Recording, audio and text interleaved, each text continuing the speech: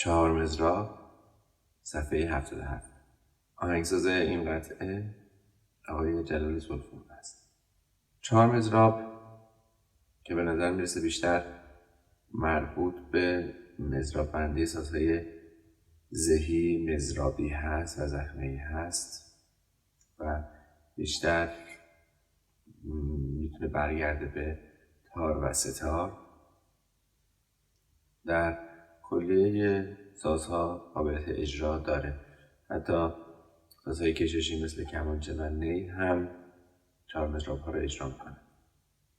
اگر بخوایم به تاریخچه چهارمضراب نگاه کنیم، اسامی مثل ترجیع یا ترجیعات نوع فرمی از موسیقی بوده که به چهارمضراب خیلی نزدیکه و شاید ریشه چهارمضراب از همین ترجیع یا ترجیعات باشه که مراقی رو به کار برده در ارسال خودش.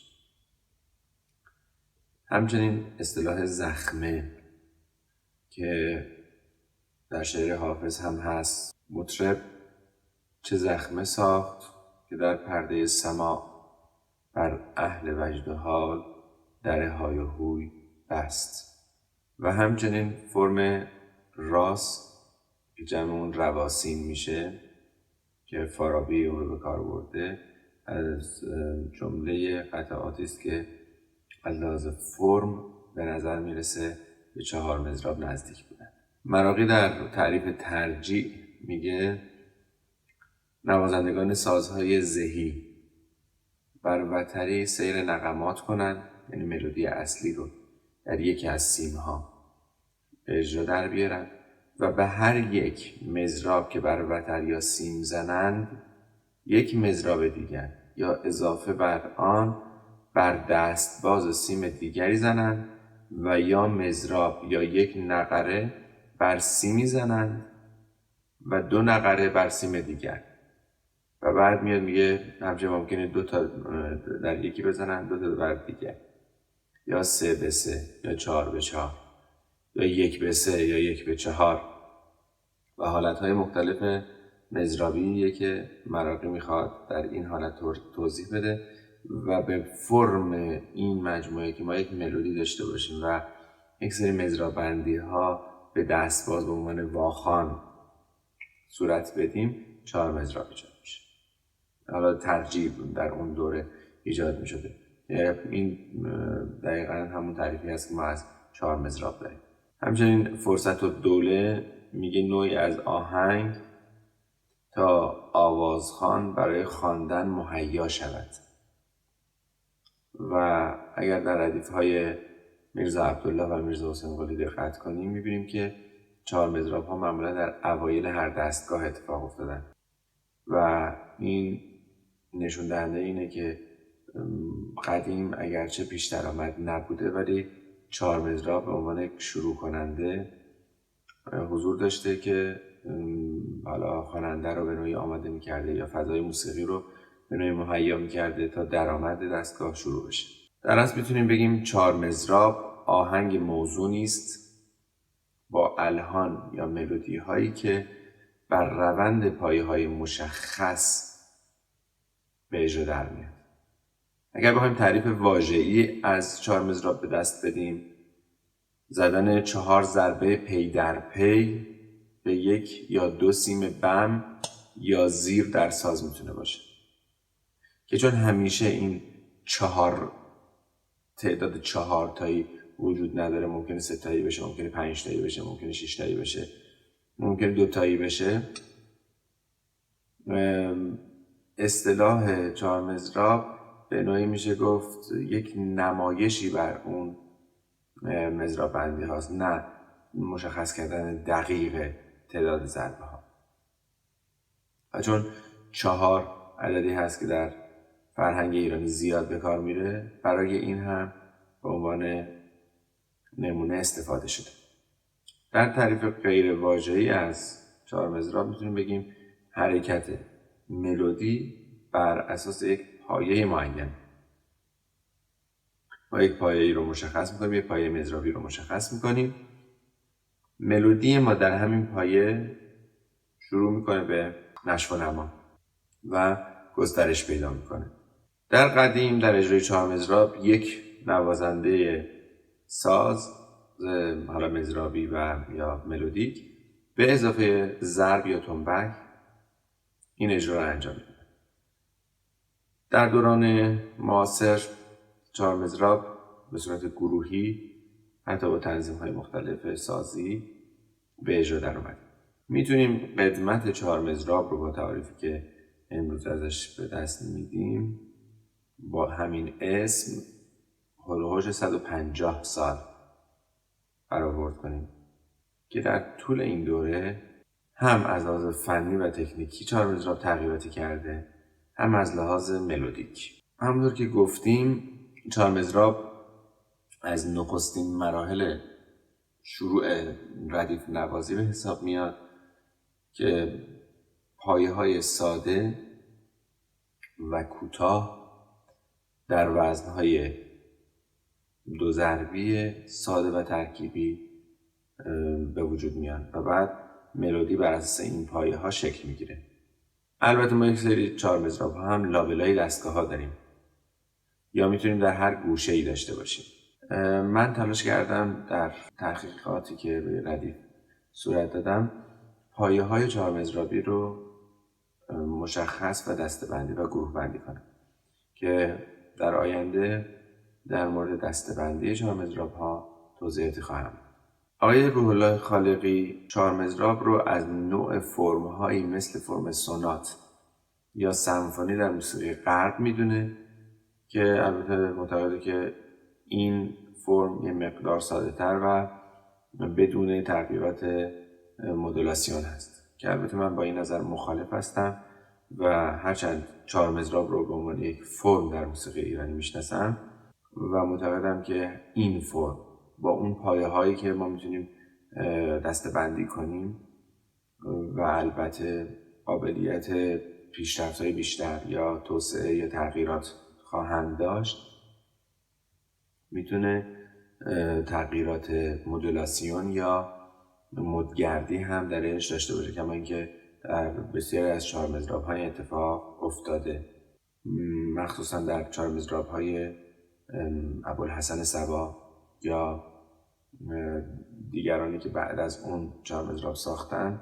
اتفاق مدگردی اتفاق خیلی دور از ذهنی نیست. میشه گفت در تحول چهارمضراب درویش خان، حبیب سماعی و همچنین ابوالحسن صبا بسیار نقش اساسی داشتن و این تغییرات رو تا جایی پیش بردن که اون حالت چهارمضراب خیلی توسعه زیادی پیدا کرده و البته آهنگسازان جدید از جمله آقای پرویز مشکاتیان و آقای حسین علیزاده چهارمضراب‌های بسیار جالبی ساختن که امروزه مبدأ کار آهنگسازی در فرم چهارمضراب به حساب میان.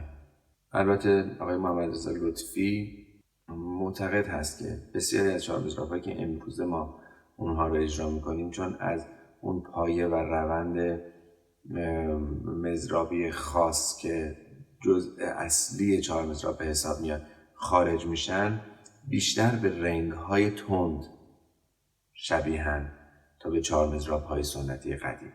فرم مضرابی در این چهارمضراب یک فرم متفاوت و جالبی هست که درش تغییراتی هم اتفاق میفته و مرجوعاً بهتره که به نوع مضراب‌بندی ها دقت کنیم. البته در اجرا با تار و ستار تفاوت‌های اندکی در مضراب‌بندی میتونه اتفاق بیفته، اما با اینکه خیلی از این نوع مضراب‌بندی ها در تار رایج نیست، توصیه من این هست که دوستان با همین نوع مضراب‌بندی تمرین بکنن که حرکت مچشون قابلیت بیشتری پیدا بکنه و به عنوان یک تمرین براشون خیلی لازمه.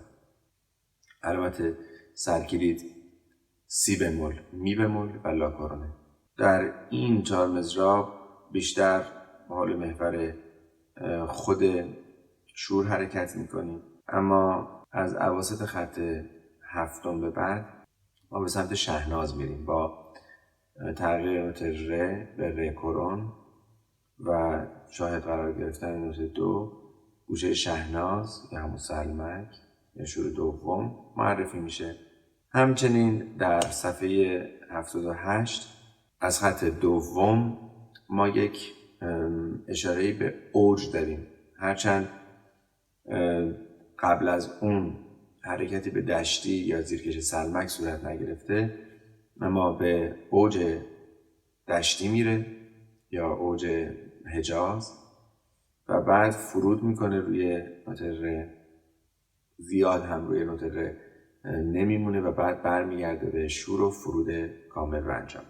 در این قطعه بجز پایه هایی که ممکنه شباهت داشته باشن و به هم و گاهی تکرار بشن، یک جمله ترجیبند وجود داره که این جمله ترجیبند نخستین بار در خط دوم از میزان دوم اتفاق میفته و تا انتهای میزان دوم خط سوم ادامه پیدا میکنه. همچنین همین جمله در پایان صفحه 77 میزان آخر شروع میشه و تا ابتدای خط دوم صفحه 78 تداوم داره و همچنین در پایان قطعه هم تکرار میشه. نوع دوم و سوم کاملا مشابهن. نوع اول یک پایه سل سل سل سل بمی قبل از شروع داره که به نوعی جزئی از این جمله به حساب میاد و در تکرار دوم و سوم دیگه این سل سل سل سل بمی که وجود داره جزء این جمله نیست، تنها تفاوتشون در همین موضوعه. از نوت سل با انگشت اول شروع میکنیم، میگیم سل سل سل سل بم سل. مضرابمون راست چپ راست راست چپ راست. در چهارمضراب ها از دوراب استفاده های زیادی میشه کرد. جاهایی که فرصت داریم میتونیم دوراب بزنیم. به عنوان نمونه بعد از نوت های سیاه شروع هامون میتونه با نوت باشه که همراه با دوراب هست. این پایه اصلی ماست که تکرار میشه سل سل سل سل بم سل که دوتا سل اول سل سیم اول هستن، دوتا سل بعدی در سیم دوم اتفاق میفتن. سل سل سل سل بم سل. حالا این پایه میفته روی سیم دوم و بم و در یک دوری میفته که 3 بار تکرار میشه. سل سل سل سل بم سل سل سل سل بم سل سل سل سل بم. راست چپ راست راست چپ راست چپ راست راست چپ سل بم. بعد دوباره همون اولی میاد که ما رو به همون جمله ترجیبندمون وصل میکنه. سل سل سل سل بم دو دو سل سل بم. بعدش لا لا سل سل بم. همین کار از سی سی سی سل سل بم. همین کار از سل سل سل سل سل بم. باز از لا لا لا سل سل بم. حالا میریم روی فا، میگیم فا سل بم فا لا بم راست راست چپ راست راست چپ راست بم. کل این مجموعه دوباره تکرار میشه.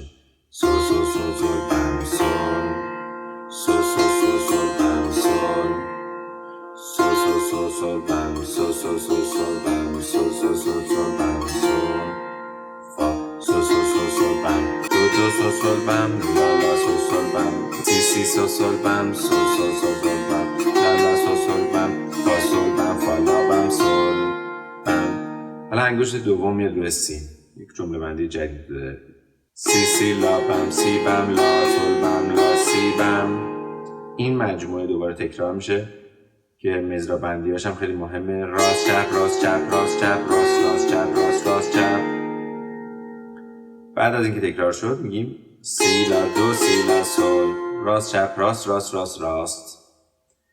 دوباره پایه رو لا کرون لا لا سل سل بم. جوابشو در بالا میدیم همون یه اوکتاو بمتر. لا لا سل سل بم. دوباره پایین لا لا سل سل بم لا لا سل سل بم. این پایه هایی که تکرار شد رو لا کرون، انگشت دوم میاد رو لا لا لا سل بم لا بم سل از همون جمله قبلی یک بار دیگه داره تکرار میشه از یک پله عقب‌تر. تکرار میکنیم با مضراب‌بندی راست چپ راست چپ راست چپ راست راست چپ راست راست چپ لا سول سی لا سول فا سول. این بار دیگه روی سول پایه نمیدیم. راست چپ راست راست راست راست راست فا. دوباره پایه اصلیمون رو داریم سول سول سول سول بم سول بم سول سول سول سول بم سول بم سول سول سول سول بم سول سول سول سول بم سول سول سول سول بم سول بم. جمله جدیدمون که حالت یک گذر برشو و بعد فروشو داره، از فا به سمت دو میره و برمیگرده به سمت سول. فا سول سول سول لا سول، همه این راست چپ هستن. سی سول دو سول لا سول سی سول سول سول لا سول که همه رو به دست باز دارن مضراب میزنن. فا سول بم فا لا بم سول بم. دوباره پایه تکرار میشه سول سول سول سول بم سول بم سول سول سول سول بم سول بم. تکرار کل این جمله رو داریم. فا سول سول سول لا سول سی سول دو سول لا سول سی سول سول سول لا سول فا سول بم فا لا بم سول بم. پایه سول سول سول سول بم سول بم سول سول سول سول بم سول بم. دوباره همین جمله گذر برشو از فا ما رو به سمت منطقه شهناز یعنی دو میبره. فا سول سول سول لا سول یک یک اینو دارن میان پایین. سی سول دو سول دیگه از سی بمول به دو دیگه یک یک نمیدیم. ره دو راست چپ، بعدش سی سول بم راست راست چپ سی ره دو دو راست راست چپ راست. ره کرون شده دقت داشته باشید بم.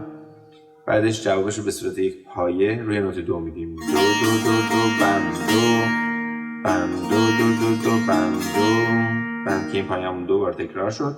انگشت دوم میاد رو سی بمول، میخواد فضای شور رو بیشتر، فضای شهناز رو بیشتر تثبیت کنید. سی لا سی ره دو سی دو بم دو دو دو دو بم دو پایه بم.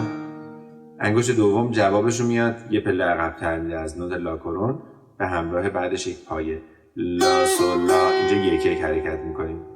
در جمله قبلم از سی لا سی که میخواستیم بریم به سمت ره یک یک از لا کرون به سی حرکت میکردیم.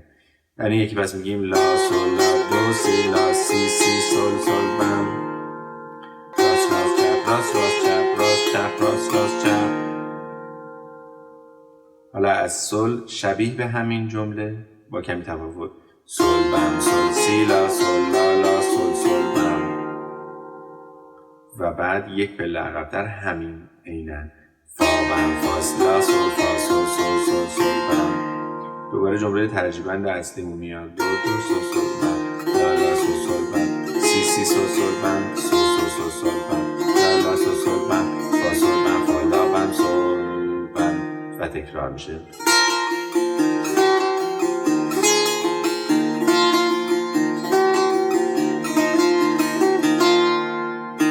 اینجا به یک باره میریم سمت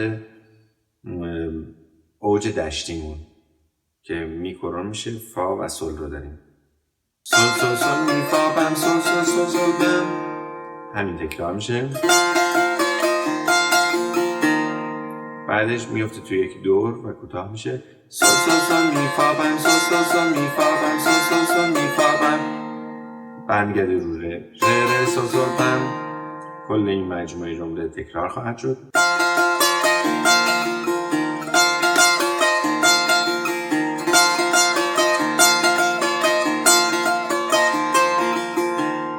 در نظر داشته باشیم که ره به کار شد چون میخواست به دشتی بشینه و بعد حالا فرود میخواد بیاد. سی دو دو سی دو دو سی دو دو سی دو دو راست راست چپ راست راست چپ سی سول بم دو ره بم ره دو دو سی سی لا. به صورت یک گذر فروشو داریم میام به سمت عقب راست چپ راست چپ راست چپ. روی سی بمول بهتره که باید دو حرکت کنیم. بعد از اینکه زدیم ره دو دو سی دو یک بیایم روی سی بمول سی لا سی سی سول سول بم. همین کار یه پله عقب‌تر دو سی سی لا لا سول باز دو یک اومدیم لا لا سول سول بم. باز یه پله عقب‌تر سی لا لا سول سول فا سول سول سول سول بم. جمله فرود تکرار میشه. سی دو دو سی دو دو سی دو دو سی دو دو سی سول بم دو ره بم ره دو دو سی سی لا سی سو سو سو با دو سی سی لا لا سو لا لا سو سو با سی لا لا سو سو فا سو سو سو سو با. دوباره وصل میشیم به ترجیباً.